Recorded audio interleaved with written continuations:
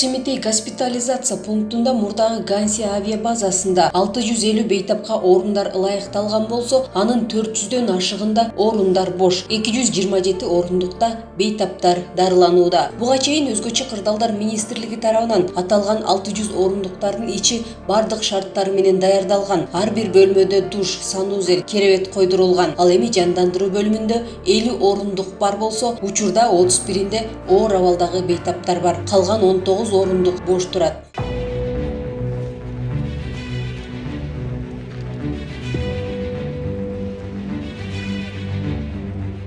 Бейтаптарды дарылоодо медицина кызматкерлери кезек-кезеги менен иш алып барышат. Бүгүнкү күндө аталган жайда дарыгерлер жетиштүү. Кызматкерлер мөөнөт менен 8 сааттан кезектешип иш алып барышат. Өз үй сменада иштеп атабыз. 8 сааттан, ар бир 8 сааттан 2 врач, ар бир этажга, бир врач, 2 медсестра, 1 санитарка кирет, 8 кишиден 24 киши иштейт. Бул жерге биринчи биз приемда кабыл алуу бөлүмүндө ооруларды кабыл алып, келип анын немесине карайбыз, тяжелыйына. Если тяжелый болсо реанимацияга кетишет, а средний тяжелый биздин отделенияларга келип жатышат. Бүгүнкү күндө бейтаптар дарылануучу жайда 2 дарыкана иштеп жатат. Бири күндүзгүсү болсо, экинчиси күнү-түнү иштеп туручу дарыкана. Жакынкы аралыкта 3-чү дарыкана орнотулуу алдында.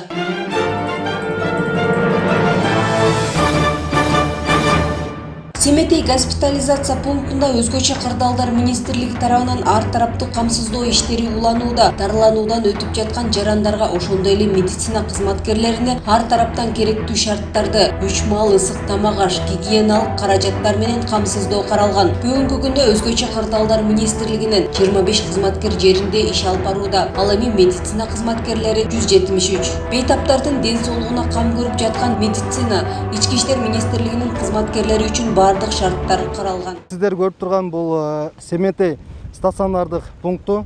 Бул жерде Өзгөчө кырдаалдар министрлигинин негизги функциялары болуп, ушул жерде жаткан биздин оорулуу жарандарыбызды, ошол эле убакта оорулуу жарандарды айыктырып карап жаткан биздин медперсоналды бардыгын ар тараптуу камсыздоо, тиешелүү, керектүү бардык шарттарды түзүп берүү менен ар тараптуу камсыздоону бул Өзгөчө кырдаалдар министрлиги уюштуруп жатат.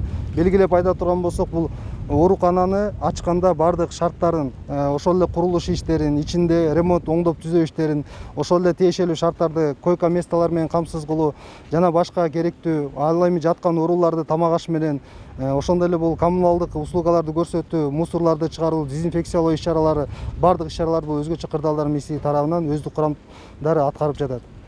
Күн сайын Семетей госпитализация пунктунда жайгаштырылган жайда күнүгө 1 маал дезинфекциялоо иштери жүрүп турат. Тиричилик жана медициналык таштандыларды чогултуу, чыгаруу жана жок кылуу иштери уюштурулган.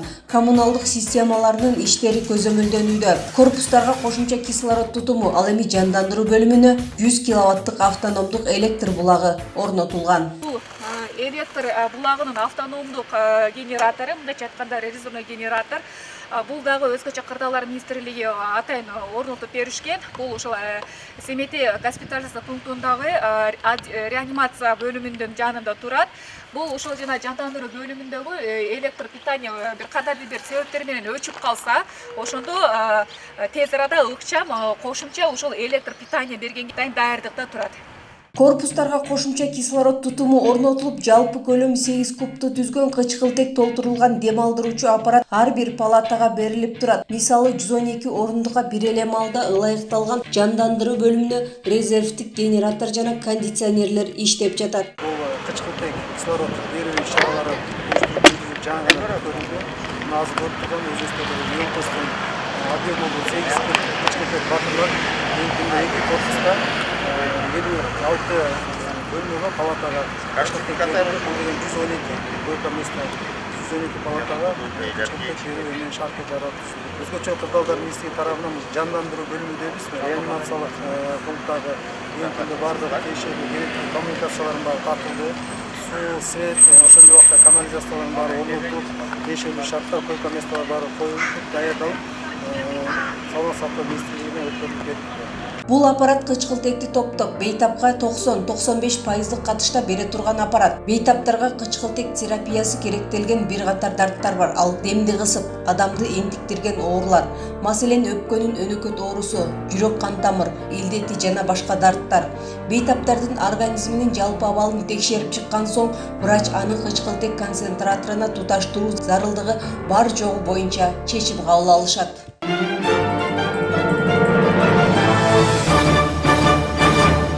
Аталган жай сырттан келген жарандар үчүн кирүүгө тыюу салынган. Ал үчүн атайын укук коргоо кызматкерлери иш алып барышат. Биринчиден фильтрационный пост, биякта 24 саат бою турат балдар. Мында лишний адамдарды киргизбейбиз, только больнойлор кирет, тяжелойлор кирет. Биякта эме бар, врачтардын палаткасы. Врачтар кабыл алышат, анан бияктан реанимациянын машинеси менен дальше палатага же болбосо реанимацияга алып кетет. Андан тышкары реанимация жакта 2 балабыз бар, аларда 24 саат кызмат өтөшөт. Андан тышкары бул центральный проходдо 2 бала парный болуп аларды кызмат өтөт. Биздин негизги жумушубуз жарандардын коопсуздугун сактоо. Семетей госпитализация пунктундагы иш-чараларды уюштуруу жана материалдык техникалык камсыздоо маселелерин чечүү аракеттери Өзгөчө кырдаалдар министрлиги Замирбек Аскаровдун жеке көзөмөлүндө. Министр күн сайын ал жактагы абалды көзөмөлдөп, керек болсо жерине барып түзүлгөн шарттар менен жакындан таанышып турат. Жакынкы аралыкта министрликтин башкармалыктары менен биргеликте жыйын өткөрүп, Семетей госпитализация пунктундагы жарандарга берилип жаткан тамак аштар тууралуу жана кызмат көрсөтүү шарттары тууралуу көзөмөлдү күчөтүү боюнча тапшырмасын берди. Госпитализацияда жаткан, обсервацияда жатып аткан биздин жарандарды, андан сырткары ооруканада иштеп аткан биздин врачтарыбызга, медицина кызматкерлерине, ошол жерде тартипти карап аткан ички иштер министрлигинин кызматкерлерине, ошол жерде күнү түн иш алып барып аткан Өзгөчө кырдаалдар министрлигинин кызматкерлерине 3 маал ысык тамактар менен камсыздоо боюнча тапшырма коюлду. Өзгөчө кырдаалдар министрлигинде буга чейин тамак аш боюнча бир да претензияны уга элекмин. Бирок бүгүндөн кийин дагы мындай нерсе болбош керек. Претензия эл тараптан болбош керек. Өзгөчө кырдаалдар министрлиги берип аткан тамак аш сапаттуу болушу мен талап кылам.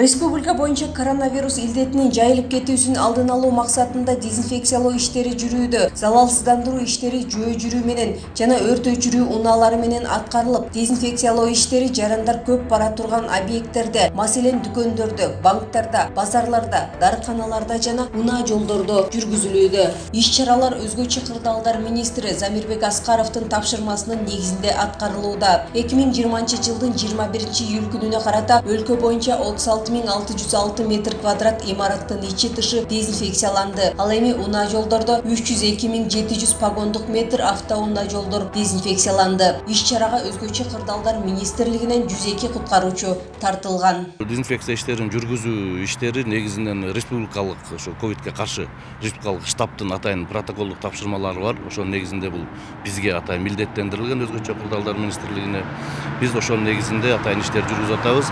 Ал эми ар бир райондордо жана чоң базарларда жайгашкан, мисалы Бишкек шаарындагы базарларда болсо, аны Бишкек шаардык жарандык коргоонун башчысы, бул Бишкек шаарынын мэри, ошонун атайын түзүп берген графигинин негизинде жүргүзүлөт.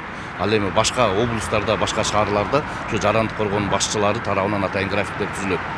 Ошол эл көп топтолчу жайларда ошо атайын өзлөрүнчө 2 күндө бирден же күндө аркылуу ушундай жүргүзөт. Бүгүнкү күндө эл арасында залалсыздандыруу иш-чарасынын жыйынтыгында калктын ден соолугуна зыян келип жатат деген маалымат чындыкка дал келбейт. Өзгөчө кырдаалдар министрлигинин калкты жана аймактарды коргоо башкармалыгынын берген маалыматында чачылып жаткан хлордун курамы текшерүүдөн өтүп, атайын адистер тарабынан кошулмалардын ченеми менен көргөзүлгөн соң гана залалсыздандыруу иштери аткарыларын баса белгилеп өттү.